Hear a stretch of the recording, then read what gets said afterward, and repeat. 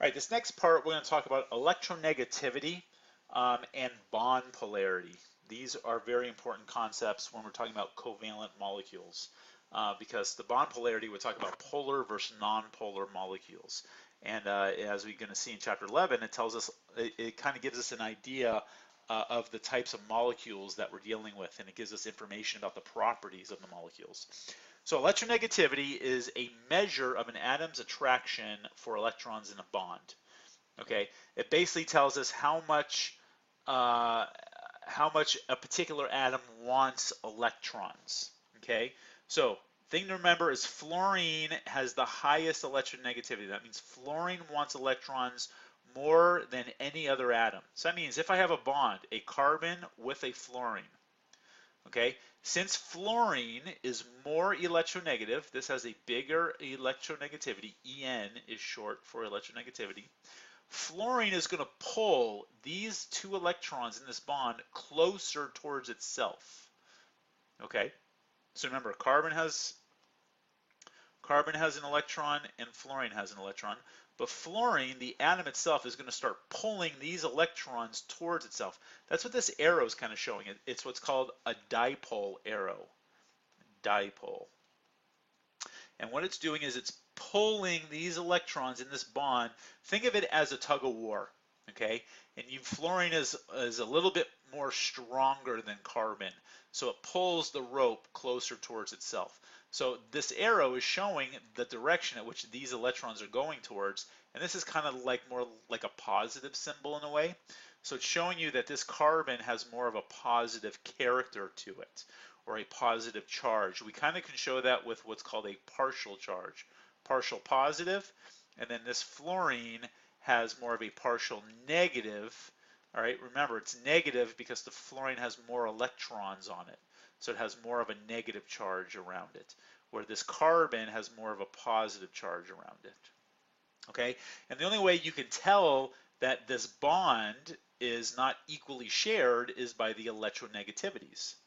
Okay, so these numbers, I don't want you to memorize these numbers. I am not going to even provide these numbers for you. I just kind of want you to understand that as you get closer to fluorine, you get that fluorine is more electronegative.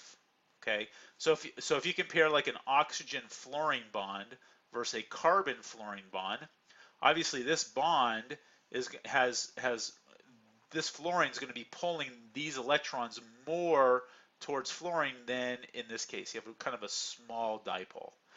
Okay, and also understanding that oxygen to fluorine and chlorine to fluorine are pretty much equal. All right, but just kind of understand that fluorine is the most electronegative, and as I increase, notice, increase in electronegativity. So iodine is lowest, then bromine is a little bit higher, then chlorine is a little bit higher, then fluorine is the highest. And if I go this way, boron, then carbon, and hydrogen is somewhat equal to carbon. I kind of want you to memorize hydrogen and carbon are kind of equal. I know it's like 2.1, but if you have a difference less than 5, it's pretty much equal. I'm sorry, 0.5, you're pretty much equal. Okay, so hydrogen and carbon are so close to each other that they are pretty equal to each other. So if I have a carbon-hydrogen bond, these electrons are pretty much equally shared. Okay, and we'll talk about that. That's what's called a nonpolar bond. We'll talk about it in the next slide. Okay, and then as you go up, you're increasing in electronegativity. So why is this important? Well, this is because it tells us something about bond polarity. Okay, if the electronegativities are equal, you have a nonpolar bond. So carbon is attached to carbon. That's a nonpolar bond. Okay, so imagine we were to clone our class and then we had a tug of war with our clone class. Technically, no one would win. It'd be equal poles. Okay, notice carbon with hydrogen. Remember I told you these are somewhat equal, but if our difference is so small, like less than 0.4, all right, which we basically are at 0.4, they pretty much are equal. So the small electronegativity between carbon and hydrogen is ignored because, so that's basically a nonpolar bond. Okay, so electrons are shared equally. So what about this is the same slide. I have two of the same slides. What happens if there is a difference? Okay, well, then you have what's called a polar bond, or what's called a polar covalent bond, or a polar bond. All right, polar bond, polar covalent, however you want to say it. And you basically have a dipole. You see this arrow with the positive charge, the partial charges, partial positive. Oxygen is more electronegative. Why is it more electronegative? Because it is closer to fluorine than carbon is. Okay?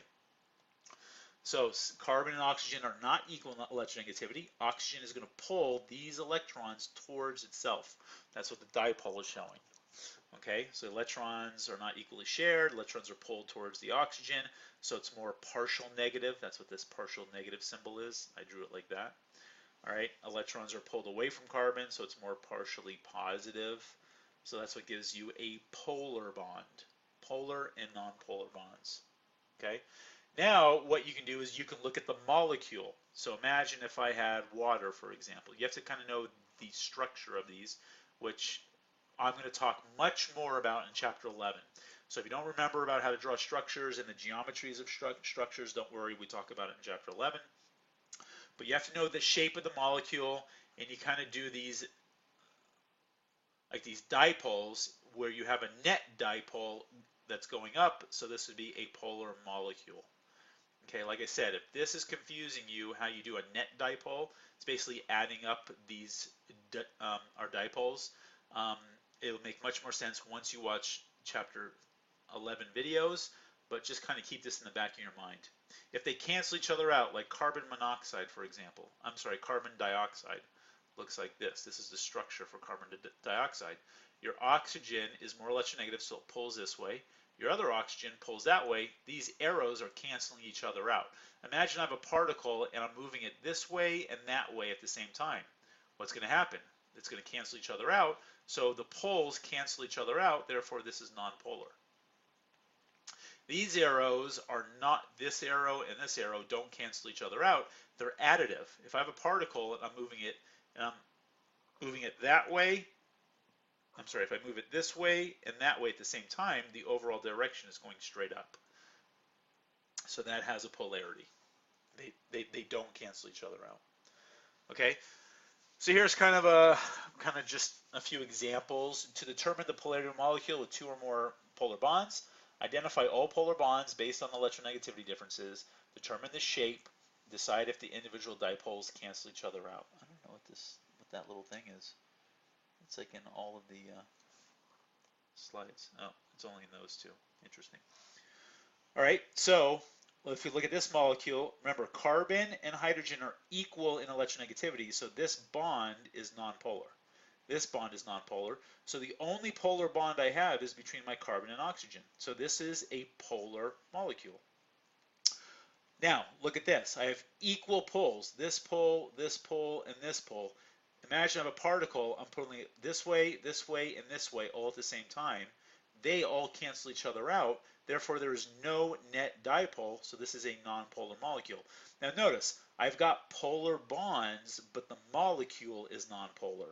Okay, so you have bonds, which you have to look at, and then you add the bonds and determine if your molecule is polar. So I have bond polarity and then molecular polarity. All right, here I have a net dipole because of the structure. They don't cancel each other out. I have a net dipole going straight up. That's kind of what that arrow is showing, so that's polar. Same thing here. These aren't canceling each other out, so I have a polar molecule. All right? Okay, I'm going to stop the video here, and then when we come back, intermolecular forces, an incredibly important topic.